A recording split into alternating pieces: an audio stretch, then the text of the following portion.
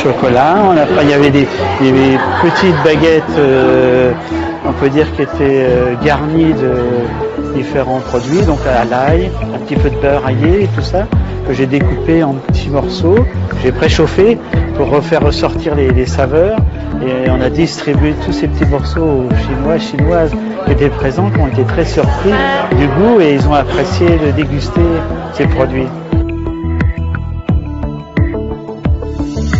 Alors oui, parce que ça fait 35 ans que je suis installée donc dans... Vous avez Chuzhou qui est une très très belle ville en Chine. Et moi j'habite dans un très beau quartier à Paris qui s'appelle Montmartre.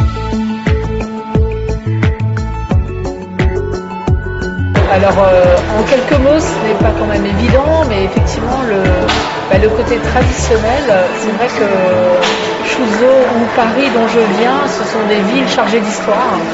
Donc il y a beaucoup d'inspiration à voir et puis on peut apprendre du passé. Après, je trouve que c'est intéressant que ce soit justement revu par des designers de nouvelles générations, d'une nouvelle époque.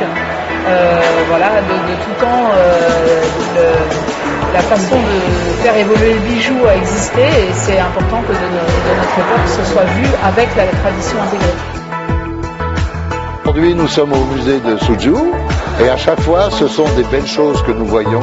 Et surtout, on peut enrichir notre culture avec la découverte de l'histoire de Suzhou et de la vie aujourd'hui à Suzhou. Nous avons déjà échangé des possibilités avec les institutions de Suzhou.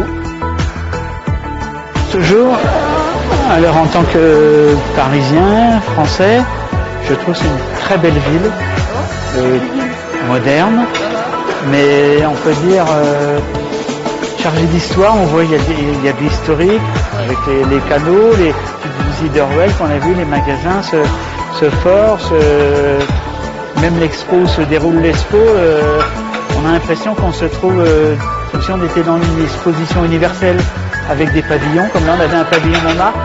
Ouais, donc beau regard, belle surprise et vraiment vous avez une belle ville. Absolument, de toute façon, ça c'est sûr que ça va forcément m'inspirer.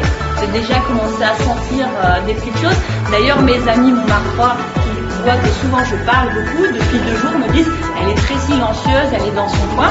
C'est parce que je suis là en train de prendre l'atmosphère. Tu sais, je suis comme un petit insecte, je me pose et je respire l'ambiance, l'eau, la poésie. Et je pense que quelque chose va m'arriver. Je pense qu'il va se passer quelque chose ici. Je sais pas si c'est une rencontre ou une belle collection qui va arriver, mais c'est sûr que quelque chose va se passer.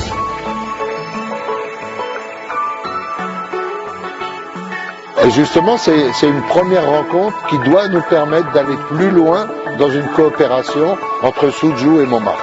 Et nous espérons, dans les prochains mois, avoir la visite, justement, à Montmartre de gens de Suzhou.